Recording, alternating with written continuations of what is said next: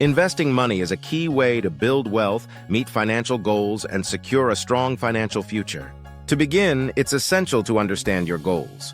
This might involve saving for retirement, planning for education costs, or simply building a cushion for future needs. Knowing your objectives will guide your investment choices and help determine the time frame and level of risk you're comfortable with. With your goals in mind, start by exploring the various investment options available. Stocks, for instance, represent ownership in companies and can offer higher returns, though they also come with more volatility. Bonds, on the other hand, are loans to governments or corporations that pay interest, generally offering more stability and lower returns. If you prefer a diversified approach, mutual funds and exchange-traded funds, ETFs, allow you to invest in a wide range of assets with a single purchase, which can help spread risk.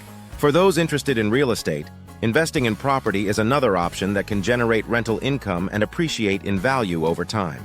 There are also digital investment platforms and robo-advisors that can simplify the process, making investment decisions based on your profile. Remember, successful investing often requires patience. Staying invested over the long term typically yields the best results, even if markets fluctuate in the short term. Regardless of your choice, investing regularly and staying informed are fundamental to building a successful investment portfolio.